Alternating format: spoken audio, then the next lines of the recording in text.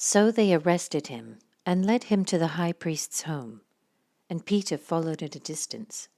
The guards lit a fire in the middle of the courtyard and sat around it, and Peter joined them there. A servant girl noticed him in the firelight and began staring at him. Finally she said, "This man was one of Jesus' followers." But Peter denied it. "Woman," he said, "I don't even know him." After a while, someone else looked at him and said, "You must be one of them." "No, man, I'm not," Peter retorted. About an hour later, someone else insisted, "This must be one of them because he is a Galilean too." But Peter said, "Man, I don't know what you're talking about." And immediately, while he was still speaking, the rooster crowed. At that moment, the Lord turned and looked at Peter. Suddenly, the Lord's words flashed through Peter's mind. "Before the rooster crows tomorrow morning, you will deny 3 times that you even know me." And Peter left the courtyard, weeping bitterly. The guards in charge of Jesus began mocking and beating him. They blindfolded him and said, "Prophesy to us. Who hit you that time?" And they hurled all sorts of terrible insults at him. At daybreak, all the elders of the people assembled, including the leading priests and the teachers of religious law.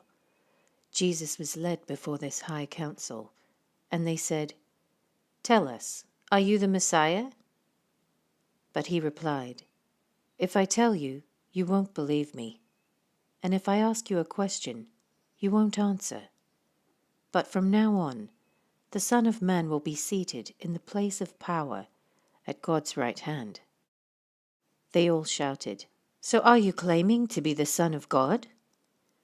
And he replied, "You say that I am." "Why do we need other witnesses?" they said. "We ourselves heard him say it." Then the entire council took Jesus to Pilate, the Roman governor. They began to state their case. "This man has been leading our people astray by telling them not to pay their taxes to the Roman government, and by claiming he is the Messiah, a king." So Pilate asked him, "Are you the king of the Jews?" Jesus replied, "You have said it." Pilate turned to the leading priests and to the crowd and said, "I find nothing wrong with this man." Then they became insistent. "But he is causing riots by his teaching wherever he goes, all over Judea, from Galilee to Jerusalem." "Oh, is he a Galilean?" Pilate asked.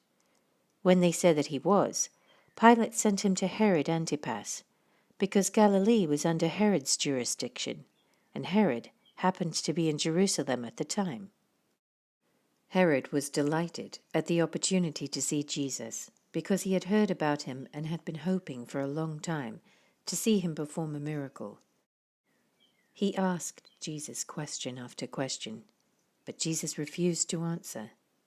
Meanwhile, the leading priests and the teachers of religious law stood there shouting their accusations. Then Herod and his soldiers began mocking and ridiculing Jesus.